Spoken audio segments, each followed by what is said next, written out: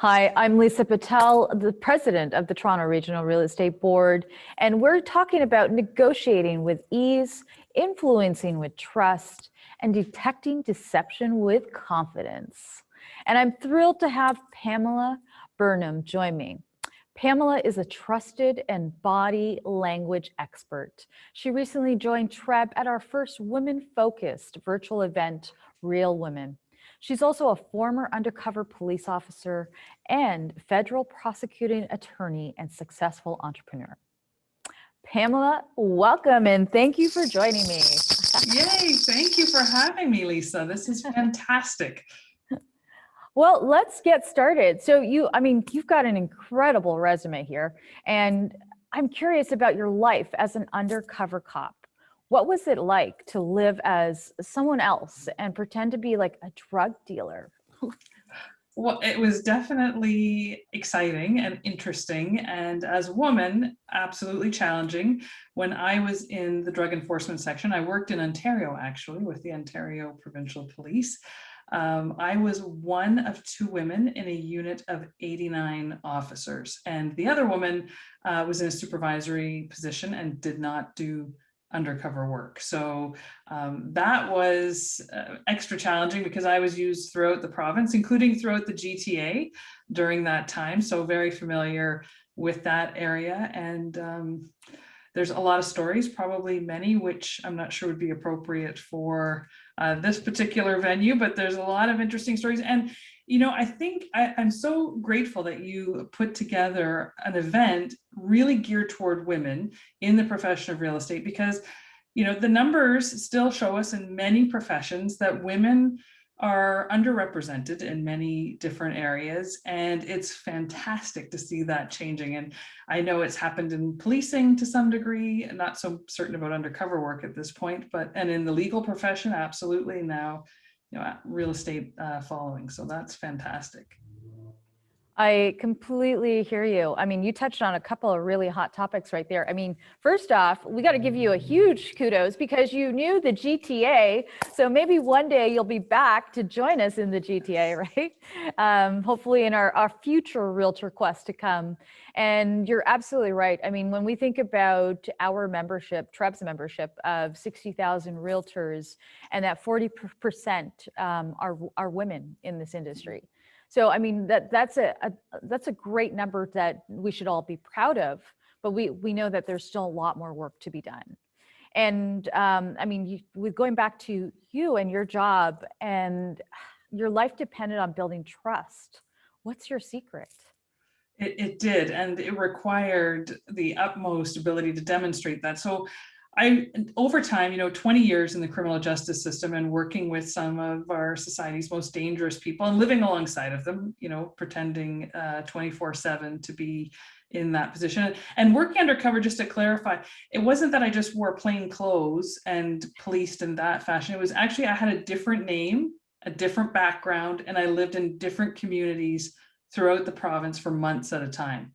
So that's how the undercover world was working for me. And of course, you just never know what's going to happen in any situation. You're dealing with people who have a lot to lose, are used to violence, and there's a lot of money at stake. So what I found, and you know, I didn't cognitively recognize this during the time, but now that I've had time to dissect it later as a prosecuting attorney and then in graduate school studying negotiations, we start to put words to all of this and start to dissect systems and techniques. And I call it 3D trust or 3D negotiation. And the first D is all around what I was doing, which was displaying. And so I would display confidence. I think, you know, we've talked a lot about that throughout the conference, and what that means to display confidence, very different from arrogance. And it all has to be tempered with empathy. So regardless of who you're dealing with, whether it's drug dealers, dangerous criminals, difficult clients in the real estate profession, brokers, vendors, all of those people, sometimes we can encounter difficulties and extreme challenges, but displaying empathy will go so much further than any other thing that we can display. And when we temper that with confidence, of course, competence, knowing what we're doing, and really curiosity to umbrella all of that, I think that was the secret that I used. And I did it on every occasion. I never had one incident of violence ever. A few close calls, definitely. But the ability to display those emotions, display those characteristics, very, very important. And then decoding what was coming back to me. And I guess we'll be talking a little bit more about that as well. Right. So we will have to hold on to that. That's the first D, right? I mean, you've touched That's the first D. so there's a couple more Ds that you're going to be sharing with us. Yes. But So, why is interpreting body language so important? How does the body language differ in a one-on-one conversation versus a big group? so that's all the decoding. That's the second D. That's to decode what's coming at you. Now, in a one-on-one, you can get a lot more information that is specific, and you can really fine tune what you're looking for because there's not so many distractions. When you're in a large group, so for example, if I'm speaking to thousands of people, or if I'm just speaking to one person, completely different dynamic. The several person scenario, you're really reading the energy of the room, you're really paying attention to where that's going, and you can usually, if you get good at decoding, you can find out the power people in the room, the decision makers, which aren't always the same as the power players in the room. You can watch for when the mood starts to shift in the room. We've all sensed that before, but maybe we weren't able to know why. Now, one-on-one conversations, that's really where the magic happens, or in small groups, because you can really do a lot more to influence those particular decision makers. So finding out who the decision makers are and the power players in the room, and then focusing on influencing there is really, really important. So the difference really is that small, fine detail that you can get with just the one-on-one, as opposed to the big picture. And both are important depending on the situation. Oftentimes we have to do big picture first, and then we know where to direct our energies. I was actually just about to say the same thing. That's so funny. I was just going to say, it's just like when you walk into a room, energetically, you know where you gravitate to, or the types of energies that you gravitate to, or you can feel the energies when you walk into a room. So same, I guess, all along the same line. 100%. 100%. Let's discuss more about smiling and eye contact. How do we use facial expressions and body movements differently?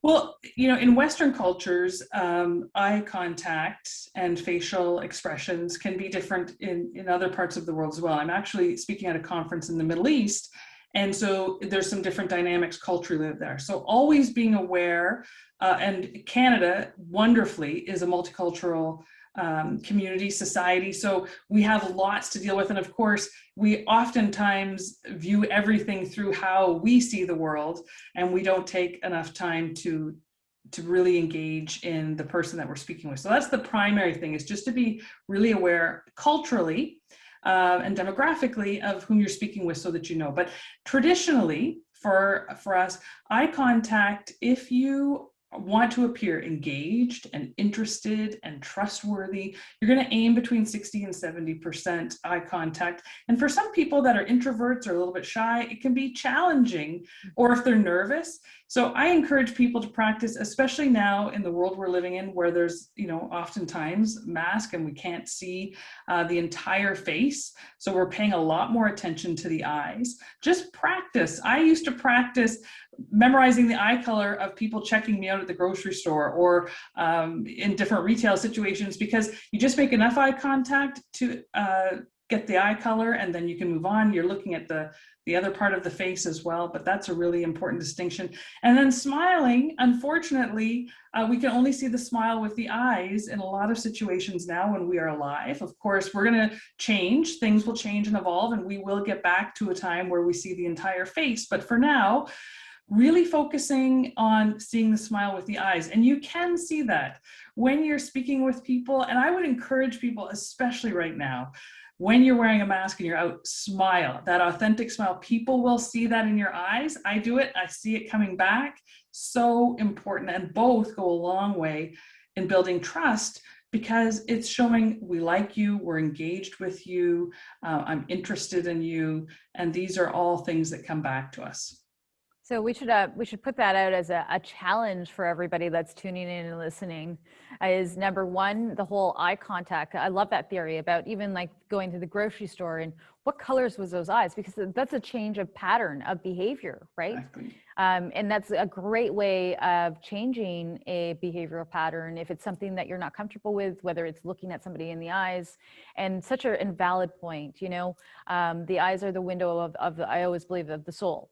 So everything that you're talking really connects even on a deeper level to me. With that said, talk to us about the ability to read people and people, read people or can make people break deals and negotiations. You have to fill me in with this. Like, how does this all work? It's so important. We've all been in those conversations where we felt things were going really, really well. And then all of a sudden the deal falls apart, something goes wrong. And when we start replaying it in our mind, we cannot figure out what happened. We said all the right things and the other person said all the right things, and then it goes off the rails. Something happens. So we can prevent that in our negotiations and have more successful outcomes when we really pay attention to what we talked about briefly, the display. So how we are presenting ourselves as an engaged, interested, empathetic, confident person. And we're really paying close attention to those signals that we're getting back. So for example, if we are doing a negotiation that we're in person, and somebody, you know, we were drinking our coffee, we're having a coffee together, and they've been, you know, we've talked about something, and then we get to the price, or we get to a defect in the property, for example, and it's been a bone of contention and negotiations, and all of a sudden the opposing party picks up their coffee mug and just casually places it down in front of them. So now they haven't said anything, they haven't done anything, but you see that barrier that exists. Now, if it's just a one-off, of course, it could just be that was a comfortable spot, but it really should open us up to, okay, maybe this is a sticking point that I wasn't aware of before, or maybe there's something here that we need to talk about a little bit more. So that's when you ask another question and ask another question. It really, paying attention to body language, you're never going to be able to read somebody's mind. Body language just tells you if you're on the right track and the person is comfortable with you and things are going right, or if their emotion and demeanor has changed and now you need to think why that's happening and start doing your best to get that negotiation back on track. So I believe body language, nonverbal signals will give you so much more than what's actually said. So I guess in between, like listening to you, the key really is to be aware, right? Like 100%. To be conscious of our surroundings and the people within it. And it's so hard because oftentimes we're talking great sums of money. We're talking about people being very emotional. If it's residential property, there's a whole, and now we have, oftentimes I'm guessing that realtors are having to deal with, for sale by owners, or dealing directly more with people in that way. And they're very emotionally attached to things. And so more important than ever, especially in the hot climate that we are in currently with real estate, it is very important to pay extra attention and care to those signals that you're getting back, because you may not have been advised of some defect or problem, and you need to be looking for deception cues, which is the third D. We talk about detection, and we're detecting deception, or we're looking for cues that are really telling us, okay, we need to take a bit of a deeper dive into this area. So important. Thank you. I appreciate you sharing that. Now, you've also spent years in the courtroom as a federal prosecutor and learned how to read people. Tell us how we crack the clues of deception. Yes, well, there's a whole thing. The first thing, of course, I want to reiterate, and I can't say it often enough, is that there is no such thing as a human lie detector. So anyone who says that they are is lying, really, or delusional in some way. So that is impossible. Imagine if we could just read minds. We save so much money in political and financial ways that we'd never be able to keep up. So the important thing to know is what we're looking for are those cues and clusters. So if we present a stimulus, which is a question or perhaps the contract or photos of the property, evidence of something, that is the stimulus. So when I refer to stimulus, that's what I'm talking about. And now we are watching for the immediate response within 5 seconds what they do next. And we're paying very close attention to that. So we're showing a picture of a basement that we maybe suspected had a grow up in there at one time, or had some water damage that wasn't disclosed. And we're showing some things. And of course, it's not, a realtor's job to be an investigator, but they definitely want to protect their clients as much as possible. So having that information and seeing what happens next so that you know to ask another question. And when we're looking for cues of deception, and that's really any change, people talk about crossed arms or looking up or looking down or looking away, all of these things it's really nonsense. We're looking for changes after a stimulus. And then we're looking for two or more that happen during that conversation. And then we need to be on high alert for deception and know what questions to ask next. And that's where the real professionals shine and excel, when we get very good at that. Okay, and so you got me curious now, and as you were mentioning that, like just a couple of the cues to look for, but how do you do that now in our world of like technology where we're all on video? Is there any cues on that level? It's more challenging, absolutely. The only benefit we now have with online is that we have a very focused square to look at, and we can see the entire face. So masks are out of the equation, which is great when we're doing virtual things. We can also get some cues from behind, but again, we're going to see some fidgeting. We're going to see some movement. I would strongly encourage that when professionals are doing negotiations virtually, that they insist that the camera is on at all times and that they can see the entire face. And you can do this in ways that are very professional and very at ease, just, hey, this is a legal conversation that we're having in our negotiations for this property. It's important that we can both say with certainty that we were talking to the person that we thought we were talking to, and we can see everything that's going on. That's really going to be important. We don't anticipate any challenges, but if there ever were, we want to be able to say with certainty that we were speaking with this person and this is what was said. So I think those are ways to get around that. A lot of times people maybe feel shy. They don't want to show their surroundings. They're working from home. The kids are in and out. The pets are in and out. The neighborhood's noisy, whatever's going on. We want to make sure we can see that person and really pay close attention to the amount of eye contact they have, where they're looking off. So to detect deception, if you've asked a question or there's some contentious matter and all of a sudden I'm over here and I'm trying to scan for something that I have online, or I'm trying to delay, or I take too long, or now I've moved away. And that's a natural reaction, even when it's online, is to try to get away. So we want to watch for when we're engaged, we're leaning in, we're going back, we're fidgeting, we're adjusting things. I'm adjusting my hair, my collar. Those are ventilation or grooming behaviors that are cues for deception. So we can still watch for some of those. It's just more challenging. Right. So the last one, I have a tendency of moving around here, and it's not for deception, though. and it's just because it's really hard in like, for example, Zoom meetings, right? Because we're constantly not only staring at a light and a screen, but we're also staring at ourselves. Yes. And that's challenging. And, if you're always moving your hair or moving things, or you're one of those people that has to be touching a lot, that's normal. That's your baseline. So, I talk extensively about baseline and what that means. That's where we start out. That's when people are really in their groove. They're at ease. We're making small talk. We're talking about neighborhoods. We're talking about things. That's what we're watching for. But if you are a hair mover or a ventilator, and then all of a sudden I ask you something and you stop doing that, that's a cue that I need to pay attention to. So it's that difference that happens. Interesting. So definitely good tips to keep in mind. I will be watching for that in the next meeting, especially to anybody that's tuning in, listening. I'm just kidding.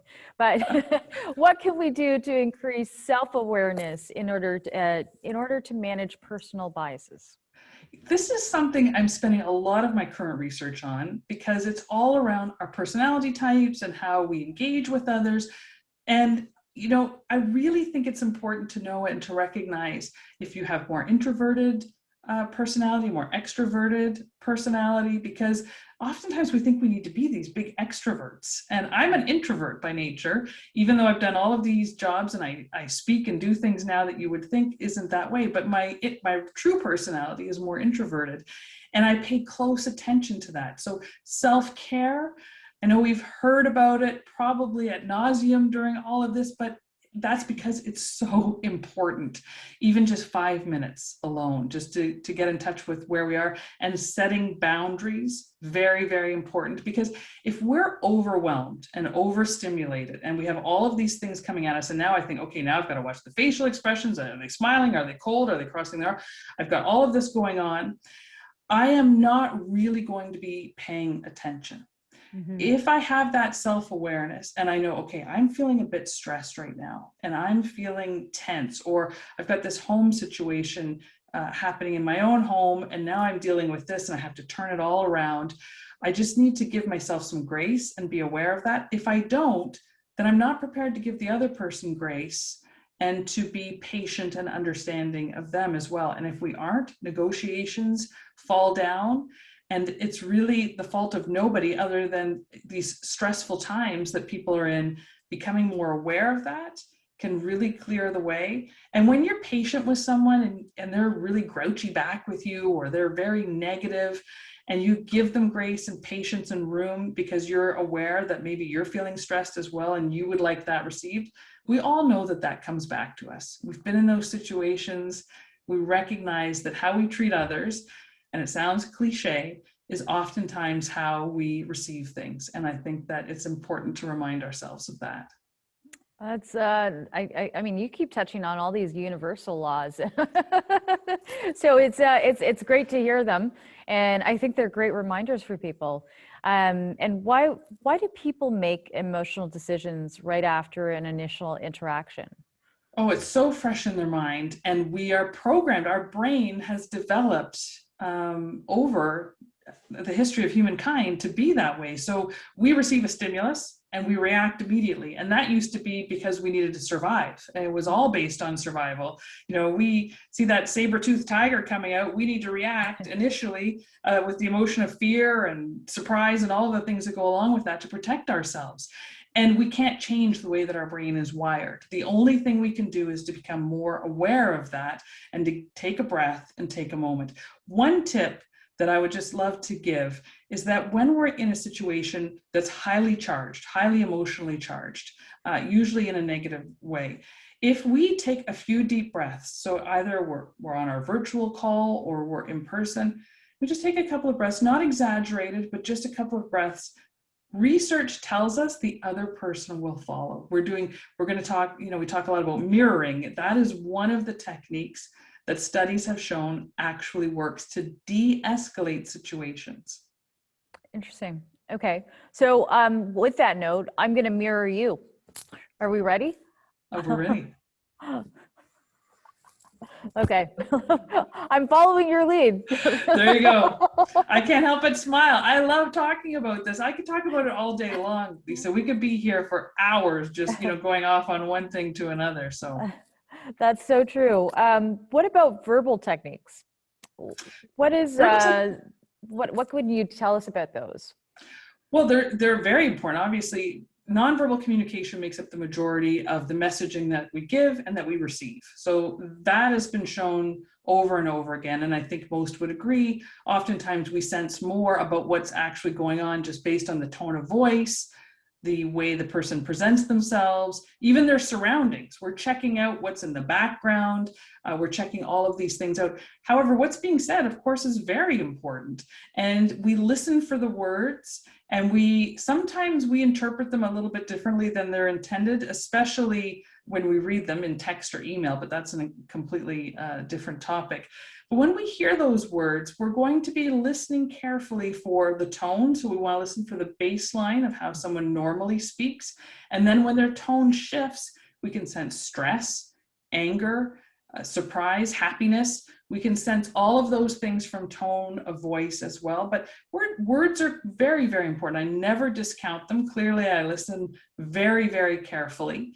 And if you want to really engage and start building rapport, using some of the similar words that the person has said to you and repeating them back, not in a weird kind of Simon Says way, but in a very casual way, goes a long way in building that rapport and coming to a better negotiated strategy, is to mirror those. So for example, if you said, that you thought that the home was gorgeous and you love the maple trees, something, maybe a little bit later in the conversation, you could talk about something being gorgeous. You would repeat that word back and just reconnect with that person and remind them. You're not going to say it in the exact same way at the exact moment later. Sounds like we're playing broken telephone.